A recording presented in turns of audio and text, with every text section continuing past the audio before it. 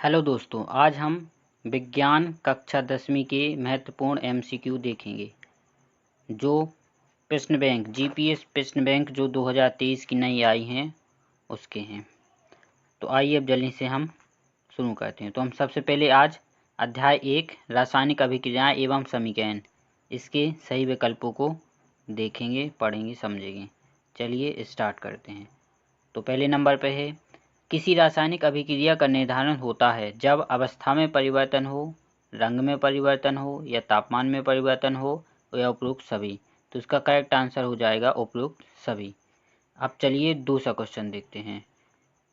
यदि magnesium ribbon को वायु में दहन किया जाए तो चमकदार श्वेत लौ उत्पन्न होती है एवं यह श्वेत चूर्ण में परिवर्तित हो जाता है। ये चूर्ण रासायनिक रूप से है। तो इसका ऑप्शन है मैग्नीशियम ऑक्साइड, बा है मैग्नीशियम हाइड्रोक्साइड, सा ऑप्शन है मैग्नीशियम कार्बोनेट, दा ऑप्शन है मैग्नीशियम हाइड्राइड।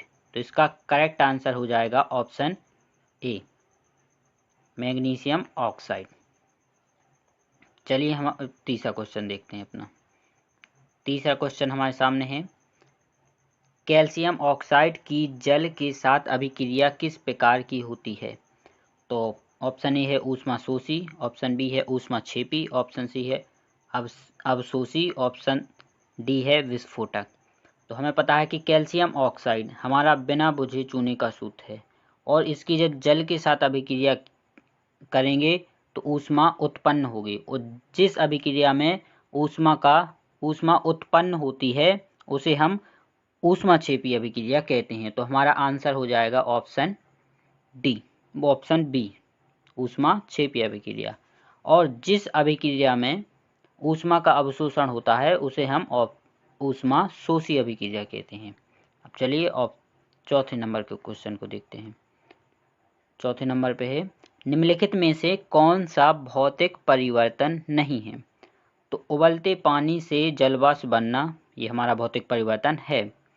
एलपीजी गैस का दहन, तो ये हमारा भौतिक परिवर्तन नहीं है। यह एलपीजी का दहन हमारा एक रासायनिक परिवर्तन है। तो हमारा ऑप्शन बी हमारा आंसर सही हो जाएगा।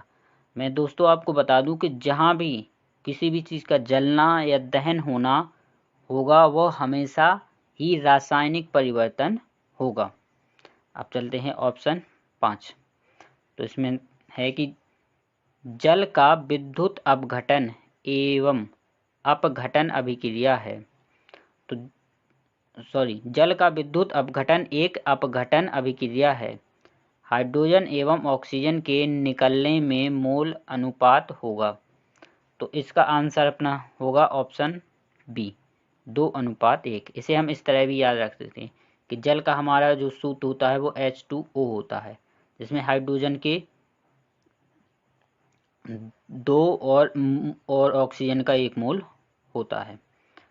ऑप्शन बी इसका आंसर हो जाएगा। हमारा छठे नंबर पर है, देर तक सिल्वर क्लोराइड को सूर्य के प्रकाश में रखने पर वह काला पड़ जाता है क्योंकि? तो इसका ऑप्शन ए है सिल्वर क्लोराइड के विखंडन से सिल्वर बनता है। दूसरा ऑप्शन है सिल्वर क्लोराइड का ऊर्ध्वपातन हो जाता है। ऑप्शन सी है सिल्वर क्लोराइड से क्लोरीन गैस का अपघटन होता है। और ऑप्शन डी है सिल्वर क्लोराइड का उपचयन हो जाता है। तो इसका करेक्ट आंसर हो जाएगा ऑप्शन डी, ये सिल्वर क्लोराइड का उपचयन हो जाता है। अब चलिए आगे पढ़ते हैं। तो हमारा अब 7वें नंबर का देखते हैं क्वेश्चन। तो 7वें नंबर पर है, सूर्य के प्रकाश में श्वेत रंग का सिल्वर क्लोराइड धूसर रंग का हो जाता है। यह अभिक्रिया उदाहरण है। तो ऑप्शन ए है विस्थापन अभिक्रिया, ऑप्शन बी है अवक्षेपण अभिक्रिया, ऑप्शन सी है संयोजन अभिक्रिया और ऑप्शन डी है वियोजन अभिक्रिया। तो इसका करेक्ट आंसर हो जाएगा ऑप्शन डी, वियोजन अभिक्रिया। अब चलते हैं अगले क्वेश्चन 8 पे। तो इसका क्वेश्चन नंबर 8 है, जिन अभिक्रिया में ऊष्मा का अवशोषण होता है उसे कहते हैं। तो ये सभी को पता है कि जिस अभिक्रिया में ऊष्मा का अवशोषण होता है उसे हम ऊष्मा शोषी अभिक्रिया कहते हैं। तो इसका हो जाएगा ऑप्शन सी। और जिस अभिक्रिया में ऊष्मा उत्पन्न होती है उसे हम ऊष्मा क्षेपी अभिक्रिया कहते हैं। अब चले अगले क्वेश्चन पे देखते हैं। तो क्वेश्चन 9। तो क्वेश्चन 9 में हमसे पूछा गया है लेड नाइट्रेट का रासायनिक सूत्र क्या है। तो इसका आंसर हो जाएगा ऑप्शन बी। ये हमारा लेड नाइट्रेट का रासायनिक सूत्र है। अब अगले देखते हैं। तो 10वें नंबर पर है खाद्य पदार्थों का कार्बन डाइऑक्साइड और पानी में टूटना किस प्रकार की अभिक्रिया है। तो इसका आंसर हो जाएगा अपना ऑप्शन सी, ऊष्मा क्षेपी अभिक्रिया। मैं आपको बता दूं कि जब कार्बन डाइऑक्साइड किसी भी खाद्य पदार्थ का कार्बन डाइऑक्साइड और पानी में टूटते हैं तो ऊष्मा का उत्सर्जन होता है, इसलिए हम इस क्रिया को ऊष्मा क्षेपी अभिक्रिया कहते हैं। ठीक है। अब देखते हैं अपना अगला 11वें नंबर पे। तो अपना ये 11वां क्वेश्चन ये रहा। निम्नलिखित में से कौन सी प्रक्रिया रासायनिक अभिक्रिया है। तो हमें बताना है इनमें से कौन सी अपनी रासायनिक अभिक्रिया है।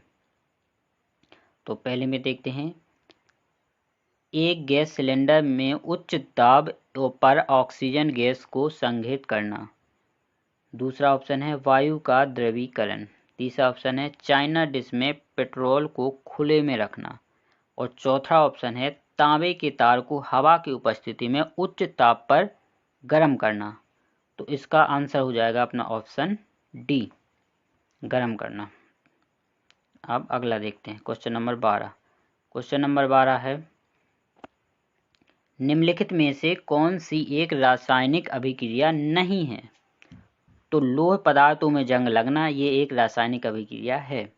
भोजन का पकना ये भी अपनी रासायनिक अभिक्रिया है। बर्फ का पिघलना ये हमारी रासायनिक अभिक्रिया नहीं है, ये हमारी भौतिक अभिक्रिया है, इसलिए इसका आंसर हो जाएगा ऑप्शन सी, बर्फ का पिघलना। और कागज का जलना हमारा रासायनिक अभिक्रिया होता है ये। अब चलते हैं अगले क्वेश्चन पे। तो अगला क्वेश्चन है 13वें नंबर पे। सोने और प्लेटिनम को गलाने वाले अम्ल का क्या नाम है। तो इसका नाम होता है एक्वा रेजिया। ऑप्शन ए इसका सही आंसर हो जाएगा, क्योंकि ये सोने और प्लेटिनम ये सिर्फ एक्वा रेजिया में ही गल सकते हैं, क्योंकि ये बहुत ही कम अभिक्रियाशील होते हैं। अब चलते हैं अगले पे। अपना क्वेश्चन नंबर 14वां। किसी रासायनिक अभिक्रिया में भाग लेने वाले पदार्थ कहलाते हैं। तो किसी भी रासायनिक अभिक्रिया में भाग लेने वाले जो पदार्थ कहलाते हैं उन्हें हम अभिकारक बोलते हैं। और रासायनिक अभिक्रिया के बाद जो हमें नया पदार्थ मिलता है उसे हम उत्पाद कहते हैं। तो इसका हमारा ऑप्शन नंबर बी हो जाएगा इसका सही आंसर। अब चलते हैं क्वेश्चन नंबर 15 पे। तो 15वें नंबर पे है ऊष्मा क्षेपी अभिक्रिया का उदाहरण नहीं है। तो ऊष्मा क्षेपी अभिक्रिया वह अभिक्रिया होती है जिसमें ऊष्मा का उत्सर्जन होता है, तो उसे हम ऊष्मा क्षेपी अभिक्रिया कहते हैं। तो चलो देख लेते हैं कौन इसका उदाहरण नहीं है। तो ऑप्शन ए में है प्राकृतिक गैस का दहन, तो ये तो ऊष्मा क्षेपी अभिक्रिया है।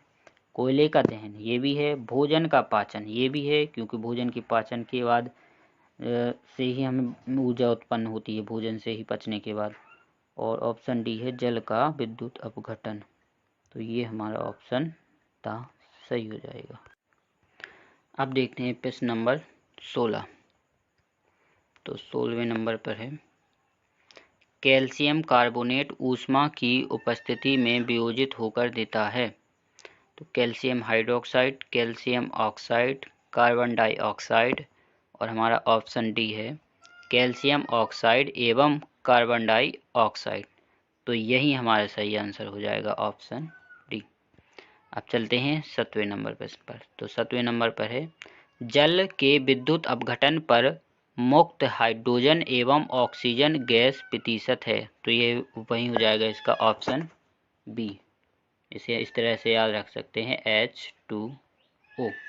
हाइड्रोजन के 2 अणु हैं, ऑक्सीजन का 1 परमाणु है। चलिए अब 16वें नंबर पर प्रश्न 18वें नंबर का प्रश्न देखते हैं। जिन अभिक्रियाओं में ऊष्मा का अवशोषण होता है उन्हें कहते हैं।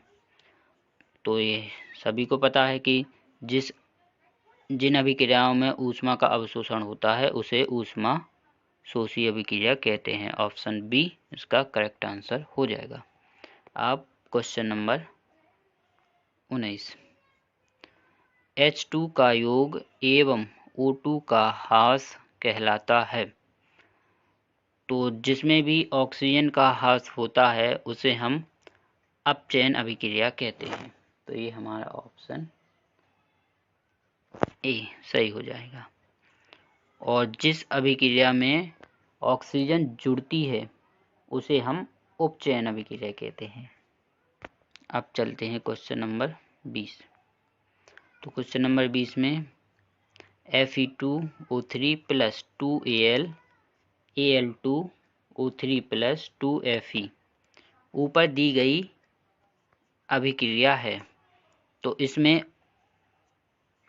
ऑक्सीजन, तो इसका आंसर हो जाएगा संयोजन अभिक्रिया, वियोजन अभिक्रिया, द्विविस्थापन अभिक्रिया और विस्थापन अभिक्रिया। तो इसमें ऑक्सीजन आयरन से हटकर एल्यूमिनियम में जुड़ गया है, इसलिए इसे हम विस्थापन अभिक्रिया कहेंगे। तो इसका आंसर हो जाएगा ऑप्शन डी। अब देखते हैं प्रश्न नंबर 21।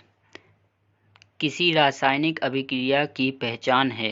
रंग में परिवर्तन, अवस्था में परिवर्तन, तापमान में परिवर्तन, उपरोक्त सभी। तो इसका आंसर हो जाएगा उपरोक्त सभी।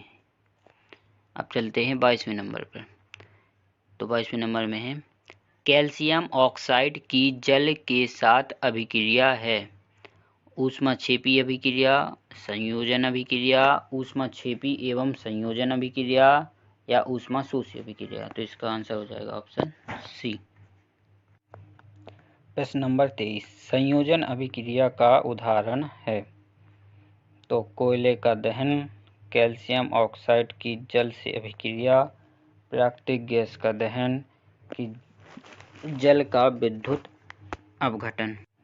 तो इसका करेक्ट आंसर हो जाएगा ऑप्शन बी, कैल्शियम ऑक्साइड की जल से अभिक्रिया। प्रश्न नंबर 24, किसी रासायनिक अभिक्रिया में बनने वाले पदार्थों को कहते हैं। तो जब भी कोई रासायनिक अभिक्रिया होती है तो उसमें जो अंतिम पदार्थ बनता है उसे हम उत्पाद बोलते हैं। तो इसका आंसर हो जाएगा ऑप्शन सी। तो इस तरह हमारा अध्याय 1 के MCQ खत्म होते हैं। इसी तरह की वीडियो देखने के लिए आप हमारे चैनल को सब्सक्राइब कीजिए। धन्यवाद।